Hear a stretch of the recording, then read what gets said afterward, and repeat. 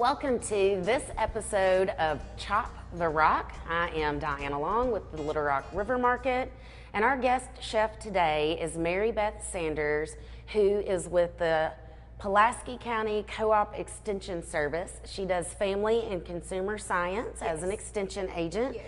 And today we are going to learn some very basic canning skills. So thank you so much for coming on with us today. Thanks for having me. I really appreciate it. This is going to be so much fun. I think so too. I think it's interesting that people, like we were talking before we started here today, that we both grew up in families that grew their own food and did canning, and it's very obvious that that's becoming a more and more popular thing for people to do. But one of the things that we were noting was back in the day when our grandparents were canning, it was really a money saver. That's just For how they economic did. reasons. Right. Yeah. But these days, people are doing it because their concern is not about the money savings, because it is kind of expensive to get started and get all the equipment that you need to start canning. But people are so interested in exactly what goes into their food that it's making a really big comeback. Let's get started. Okay. First is you want to sterilize all of your equipment. What I'm doing is I picked up my jar, and I'll try to do this under here so that you can see, and it's just around the bottom lip of this jar, and what I'm going to do is rest it in the water real easy, put it in sideways so the water goes in real soft, and then set it in the bottom of that water bath canner for about 10 minutes so that it can get sterilized and it's perfectly clean so that we're ready to can with it. Okay, so you're going to set this very softly, and inside this canner, this is a really big pot. And there is a special rack that fits over so that you can lay the jars in there. You don't really want the jars to rest on the bottom of the pan because the boiling, simmering action of the water will kind of knock the cans around, knock the jars around a little bit, and you don't want a glass jar to break because then you've got to scrap this and start all over. You cannot have glass floating around in there. Absolutely. So a lot of what we're talking about today has to do with safety. So these are going to sit for 10 minutes to make sure they're fully sterilized. Yes. And then you'll pull that out and kind of let them dry. Yes, That's ma'am. right. Okay. So while we're going through that, let's get started on our strawberries. Okay. These are frozen strawberries because at the time of filming, strawberries were not freshly available. But during the early spring, obviously, I'm going to recommend that you go to the Little Rock Farmers Market and pick up the strawberries. You got to get there early because they go fast. And then you can freeze those yourself if you're not quite ready to start canning yet, or you can start with fresh. So today it was just easier. We also wanted to point out for those people who do not have quick and easy access to get to some fresh strawberries, the frozen ones are always an option for you. Absolutely. So with these strawberries, they're frozen and they're thawed out so that they're soft enough, because what we're going to do next is take this bowl of strawberries and mash them up just using a regular masher that most people have in their kitchen. And I'll go ahead and start doing that now. And this is really great if you can do it with adults, of course, but kids love to get involved with this step. Kids are so eager to learn. They are. And they want to be involved in the kitchen, but a lot of times as adults, all we're thinking is, the mess. But when it comes to something like this, just make sure, if you have a kid, have something underneath the bowl because it could get a little messy. But for the most part, they're here to mash stuff up. And they love doing that.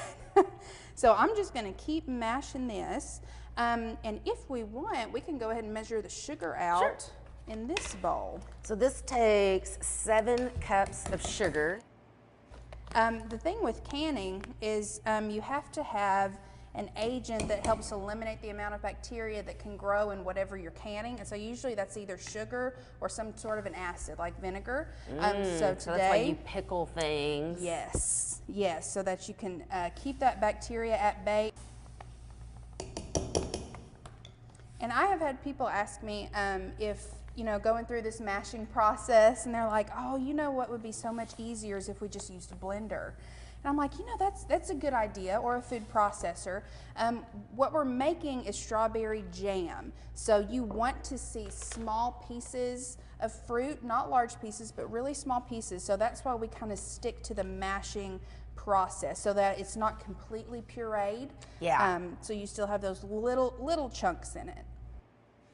So on the recipe, it says that we mash up all these strawberries and then measure out 4.5 cups. We don't want to measure beforehand because then it won't be exactly the right amount that we're going to need in comparison with the sugar.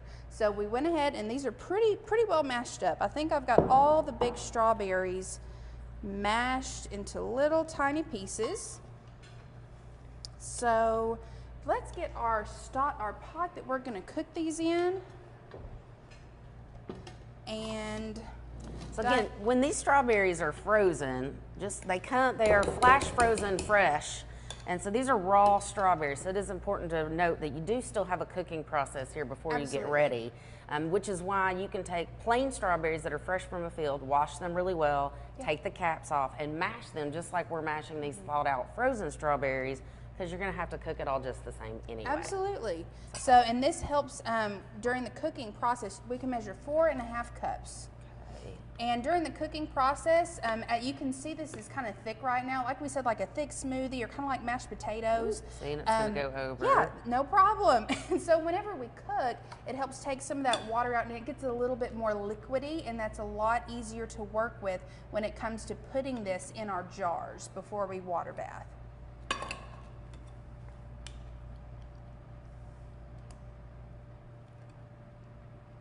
These are easier to kind of, there's 2, 3. 3. You want me to get that half cup? Ooh, that'd be great. Then we don't have to guess. We could use the clear one, but the way you have to kind of shake this down.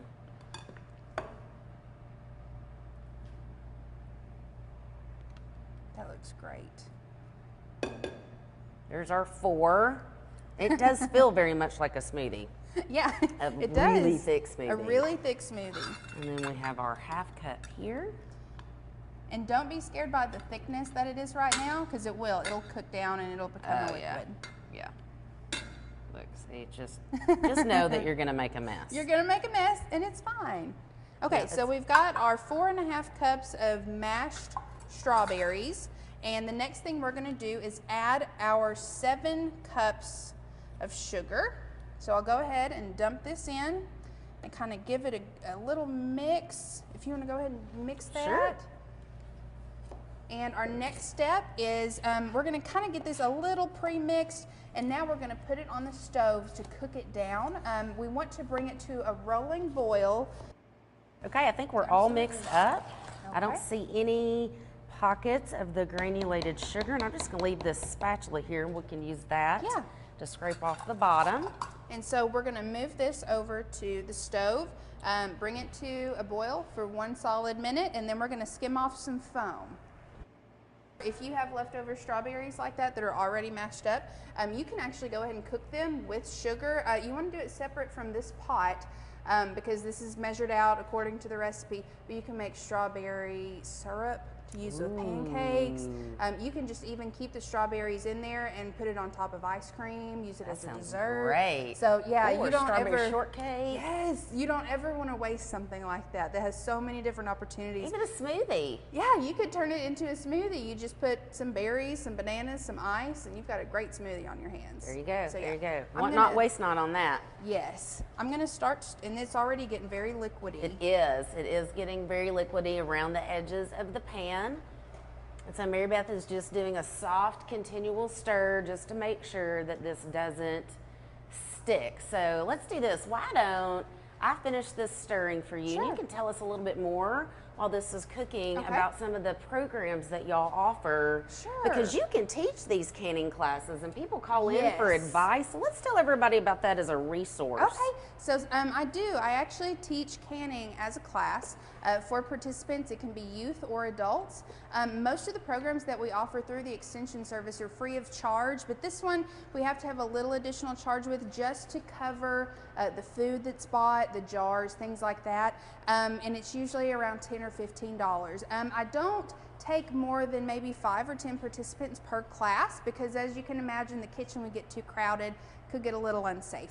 But if you would like to start one of those classes, if you would like to get in on one that I already have scheduled, just call our extension office and we can get you hooked up with all of that. Now, canning is not all that I do. I also teach programs related to food safety, as a class called Serve Safe, and it's a food safety training for anyone that works with food in a restaurant, in a cafeteria, as a manager, and it is a national certification training, so that once you go through the training, you pass the test, you can be certified for up to 5 years in food safety anywhere in the United States. So you can travel, that certificate will travel with you. I also teach family life programs. Our family life programs range from parenting classes to sort of self-help classes that address maybe some past traumatic issues that we've been through. I have a stress management course that's wonderful. It's not going to solve all your problems, but it gives you a good place to start. I also teach classes on financial management, and I've talked about this with Diana. Yeah. I love talking about personal finance with people, which might sound a little funny, but if you don't know how to start off on the right foot, it can really get you in a lot of trouble. Yeah, it's hard to dig out of that hole once you get into it. Absolutely. So I teach youth in Pulaski County at schools, or if it's a homeschool group, I can teach them too, especially with the program that I really enjoy called Get Real, Here's the Deal. It's a real life simulation, like a game, but I teach the students how to use a checkbook, and they get an example family, they get an example salary, and then they have to go through these 12 different stations where each station relates to a real life expense, and budget their money according to what their family and their salary looks like. I also teach adults on how to manage their finances. We talk about credit and safety. We talk about fraud and protecting yourself against stuff like that. So I'm a jack of all trades, if you will. If you call our office, you can get someone to help you with whatever you need. Which I think is just an interesting thing, because you don't expect the Division of Agriculture to have all of those additional programs. But it is a great resource for our community. I think a lot of people are taking advantage of it, but there's room for so many more people to participate as well. Absolutely. So what our office is still known for is our agriculture. We help farmers and local people that garden in their homes. We help them identify if they're having a problem with their yard or their crops or their flowers, and that is what we've been known for. And we take soil samples at our office, and it's free of charge to the community, so we can help you diagnose what might be going wrong with your grass in your yard, or anything else related to that matter if you have a crop. But the other side of Extension is we do all these family and consumer science programs. And we also partner with, we have SNAP. We teach SNAP programs, and as well as FNEP programs. And like I said, most of these programs, we will come to you or your group, your organization, to teach, and almost all of them are free of charge. So we want to be utilized in the community. We appreciate whenever we get calls and asking people to come and they want us to come and speak. So maybe call a month or two in advance of whenever your event is going to be, and we'll do our best to be there. And we are starting to get the pink foam on the top. We've not had quite a rolling kind of big boil yet, but I think we're getting really close. You can tell that everything is melted. You can see that the strawberries have just a little bit of chunkiness in them, which is perfect for a jam. Perfect. So what's our next step here? So our next step, and I want to make sure I'm doing this in the correct order, we measured our crushed strawberries and our sugar into a saucepan, and we stirred. We have it on heat, and we're going to bring it to a rolling boil for 1 minute, stirring and avoiding boiling over. So we definitely don't want that to happen. It wasn't quite boiling, so I've just turned the heat up, and I'm just paying very close attention to it and keeping it moving around so we don't stick. So right now, all we have in this pot is our sugar and our strawberries. So what we need to put in is an agent to help it gel, that gel form that we're used to seeing with jam and jelly. So we're using some liquid pectin. So after it's been boiling for a solid minute, we're going to put this packet in there, and then after it's kind of distributed evenly, we're going to start skimming off that pink foam. So we'll bring this back over. Perfect.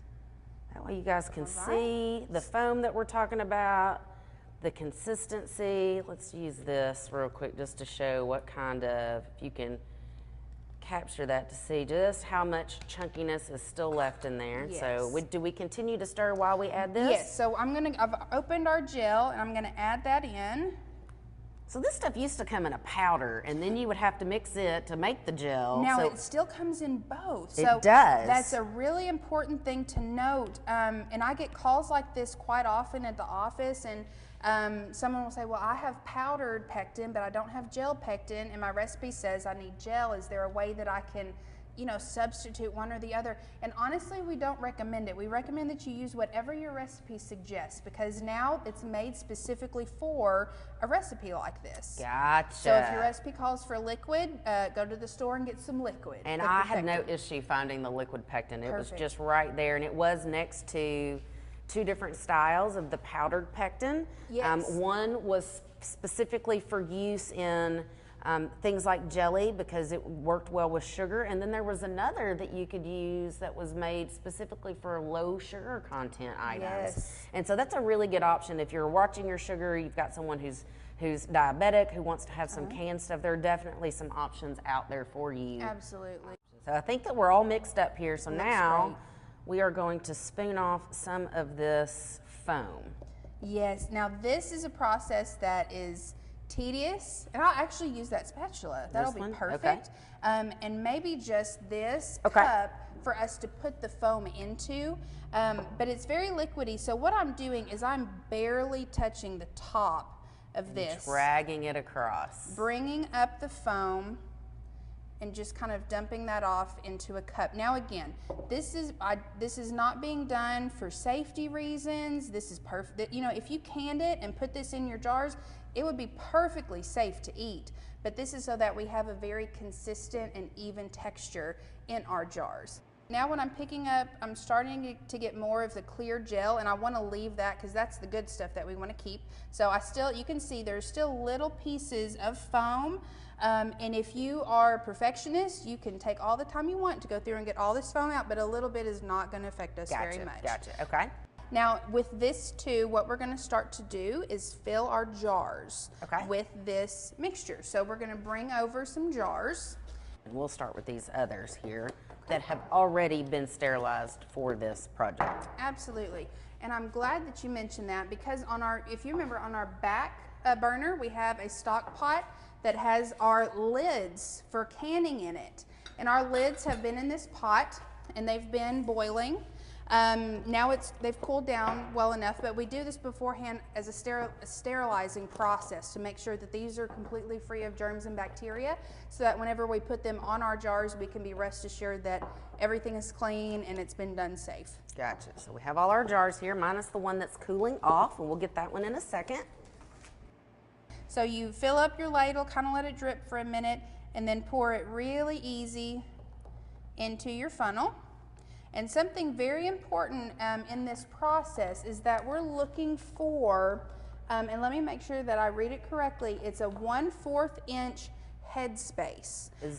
Is that, okay, so let's clarify that. Is that this area, or is that under this area? That is from the top of your jar down. To the lip. So that is, so if you fill this up to the bottom of the lip, you're gonna be okay, but don't fill it further than that. Absolutely. Okay. And so we actually have, and we'll do this here in a second, but this nifty little tool you can get at the store, and you see how it's kind of stair-stepped? Right. And it has measurements, and it tells you this is a 1/4 of an inch, this is a 1/2 inch, this is 3/4, so that you can set it on the edge of your jar. Oh, wow, okay. And you know if you've made that. So I'll go ahead and fill mine up, and we will do that process. How we measure the headspace is I showed you this little handy dandy tool. So I'm going to set, because I want a 1/4 of an inch, so I'm going to set this part on the edge of the lid, and it's going to go down. And that's perfect. It sits right on top. And this So I can add some to my 2 jars here. Absolutely, Okay. absolutely. So again, with the fair, if you're entering your items in the fair, this is something that judges look for. Did you have the correct headspace for whatever it was that you're canning? Now, it's important to note that it's different for different, oh, here's this if you want to use that. It's different for different recipes, for meats, for vegetables, for jams and jellies, for salsas, tomato juice. Everything has a slightly different headspace. So with most jams and jellies, it's 1/4 of an inch, but just make sure that you're reading your recipe and doing it as what it calls for. And is that because this is going to expand a little bit as Just it a little gels? So that gives it room Yes. to do its thing. And And it's- is it, as far, let's say we're not entering a fair contest with our jelly here today, because we're just going to eat this. This is not going into a competition. Absolutely. We still want the headspace to be accurate for Okay. safety reasons, because if we leave too much air in the jar, now the process of water bathing is supposed to help eliminate this, but we don't want to leave too much air in the top of the jar because that can react with bacteria and cause it to grow. Okay, that was my thing, is because mine is not, so this one right here is just below, so it really does need to touch the top of that. It does, and Okay. you look like you're just on the verge. I am. So just And so a little more. one of the things that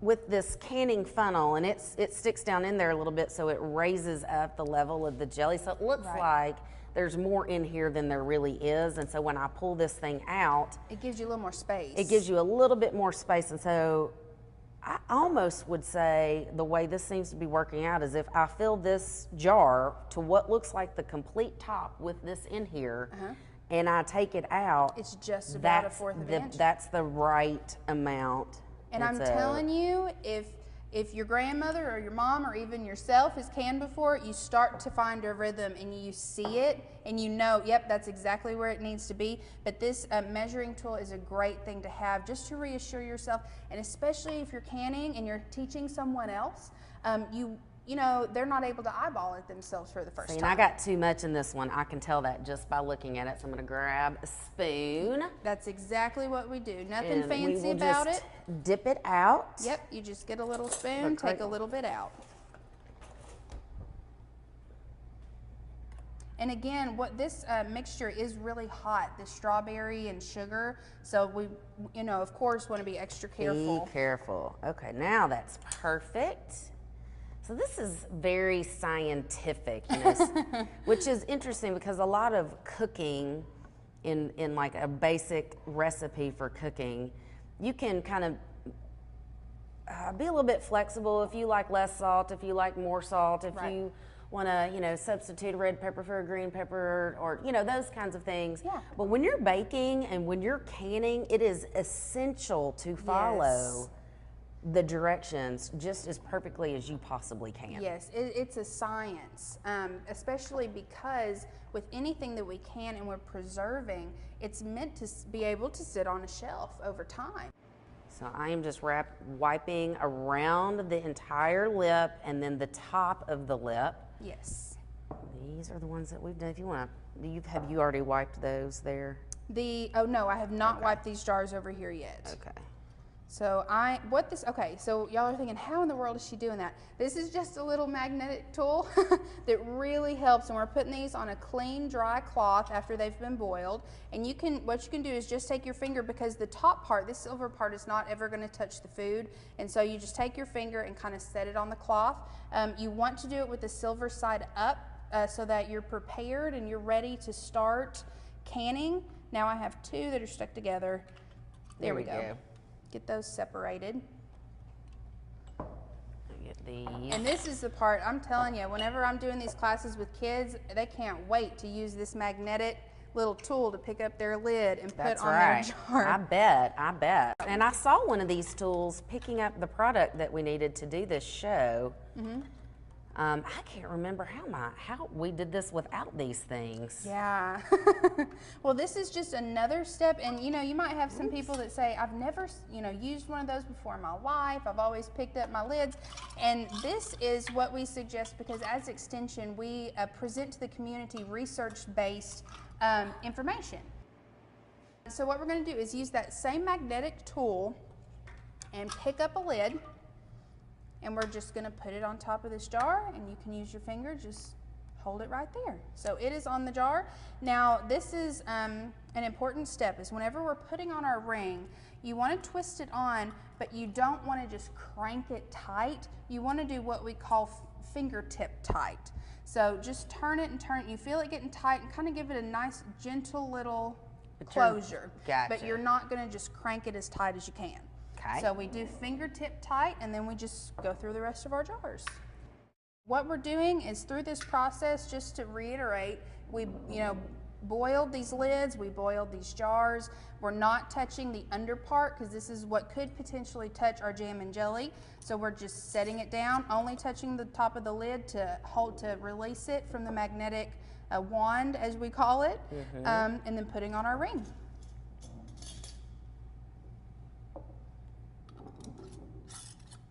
So you're going to sterilize the jars for about 10 minutes. You're going to boil these lids for about the same amount of time, and then they can just sit in that water until you're ready to use them. Yes. And on the packet of these lids, and if you buy them in a whole pack, it will have instructions for exactly how to go through that process. And these recipes that we have from Extension, they go through every single step. There's such great recipes for people that want to just get started with canning. And it's, I've never done this before. It makes me kind of nervous because of all the food safety issues. This will take you step by step by step through how to sterilize everything and do it in the best way possible. So with these jars, before we put them in the water bath canner, this is what we're looking to hear. Can you hear that? It's a little ting, a little ping that's going on. Closer to our mic. Is that better? Okay, so you can hear, and it's soft. It is. But as someone that's canned before, and many of you out there, I'm sure that have, you know how reassuring that little ting, that little pop can be, because that means I did it. It's sealed. Right. It's completely sealed. When they click, that means they've snapped down. Which has made that airtight seal, so that's the sound of this lid kind of suctioning to what it's sealing Absolutely. off. Gotcha. So we have one more lid we need to put on. One more lid. Put that on fingertip tight. And now these jars are ready to go into our water bath canner. So we're going to use these nice tongs because that water is boiling. But before we do that, let me pull out this tray so that they can see it. Oh, great. We can stock the tray up here. Yeah, that's a great idea. Well, so you can just... Yeah, this is a little tray that you can see these grooves on the side. It's meant to sit on the edge of your pot so that you can do this process. But this tray keeps the jars from sitting right on the bottom of the canner, which is right on the heat, and that might make it a little uneven. So this helps keep the whole jar as a whole to can evenly. Right. It's essentially hanging there in the water so that it's got the entire thing is surrounded equally. Right. But it also keeps the boiling from knocking them around and kind of... That's true. So when you set these in here like this, is it this way? Or, yes. Okay. You put them right side up. We never want to turn our jars upside down because then what we've put on the inside, our strawberry mixture, has now touched the lid, and we've taken every precaution to make sure that that's clean, but we don't want to even risk it further. So it sounds very tedious and time consuming. It is, but it's all for the purpose of making sure that we're doing it safely. Well, and if I can't eat a jar of jelly a month, so let's say you ate one jar of jelly a month. That's 8 months worth of jelly right here. And so, I mean, that's going to last you. So it's worth that investment of time. Absolutely. Absolutely. And so since we've started, it maybe has been an hour. Maybe. And we're going to put this in the water bath canner behind us, and we're going to wait until we can bring it to a rolling boil. And then in your recipe, it says bring water to a rolling boil, and once it has been reached, boil for 5 minutes. So this process really isn't even very long, but it's to ensure that we have a good seal and that these jars are going to be safe to eat. What we're looking for is whenever she's putting them in the water bath canner, we want to make sure that they're completely submerged. There you go. And set it all the way down? Set it all the way down. So if you set this all the way down, then they are completely covered, and you are going to need to use something to get the pan back out because it's going to be really hot. But even as I just dunked them under, and I hope that you could hear that a little bit because I was so close to it, a few of them started to go ding, ding, and do their little thing. So it's almost boiling. We've got a few air bubbles coming out of our jars. Don't worry about that. That's completely fine. Great. So our boil is going to get started, and these need to boil for 5 minutes. Just 5 minutes. So we'll take a break, and we'll be back in 5 minutes when our water bath is complete. We'll be right back. Named one of 5 secret foodie cities by Forbes Travel Guide, Little Rock has a thriving artisanal food scene, great restaurants, and a growing number of craft breweries. Request a vacation planning kit at littlerock.com and see why we say dining is better with a Southern accent. Okay, so our 5 minutes is up, and that means that our jars of strawberry jam are ready to come out with our water bath. We're ready. We're finally ready. So what we're going to do is very carefully, we're going to take off, or actually, if we want to turn off the heat so that boil kind of, goes away into a very small simmer, we can go ahead and take off the lid. And you want to, I would say, open that lid away from your face. That is a great point, yes. So that you don't get a face full of very hot steam. And I'd let this drip its little droplets over the pot before you set it aside. That's perfect. And not just with canning, but anything you're cooking, you always want to open the lid away from you so you don't get a face full of steam. Yeah, there is nothing more. And so we're going to be really careful here. These handles, right? Yes. Have been down in this water, so they're extremely hot. And so we're just gonna. This is heavy because it has all of our jars in it. So you want to be really careful, but it sits perfectly on top. Now, can we hear the pings? We'll try to be quiet if we can hear any as we take them out. Okay. And here's one of our jars. And it actually has not dented yet, so it might pop here in a minute. As they cool, they tend to pop. And that's actually, I'm glad that that one hasn't yet, because that reminds me of something. There's one. I heard one. And whenever I tip them over, I'm just getting the water off the top of the jar.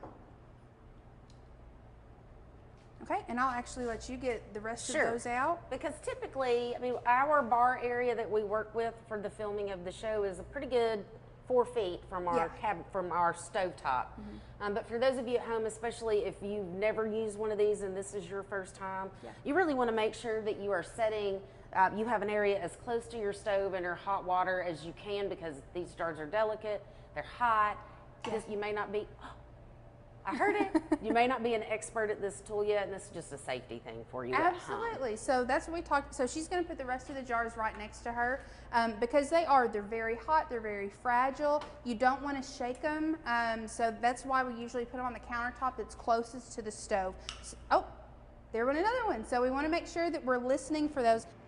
Now these jars, we heard them, pop and ting, and that's great, but we still don't want to move them around too much or kind of fuss with them. We want to let them sit overnight to make sure that they're completely cooled to room temperature. They've had time to take their time and just calm down and cool down, so that we're not we don't ever want to turn them upside down, because then our fruit's going to touch the lid. There went another one. I heard it. This one's about to pop too. Good.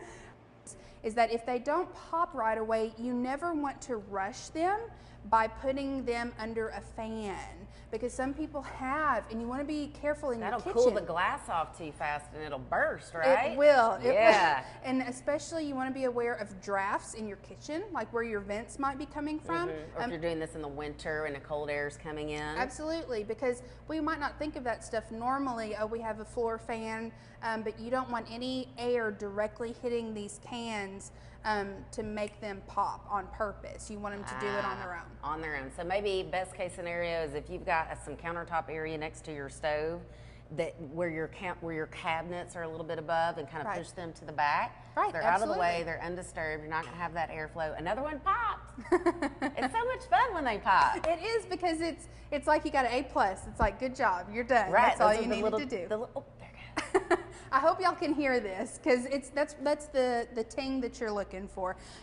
Also, just a side note, as we were cleaning up, this pan here that we're using is a non-stick pan, and it happens to be coated with this non-stick on both the inside and the outside of the pan. And so I would highly recommend that somebody uses a non-stick for this kind, or most other things that they're going to cook, because just a little hot water, letting that fill up, just took care of, and an easy wipe down just got rid of all of that super sticky, sugary, boiled over jam. I was surprised. I thought it was going to be more difficult to clean up, but it went really quick. It was a very quick process. So make sure that you are using the right equipment for how you're going to be working with this. Now these jars, like we said, you want to let them sit overnight so they can cool down on their own.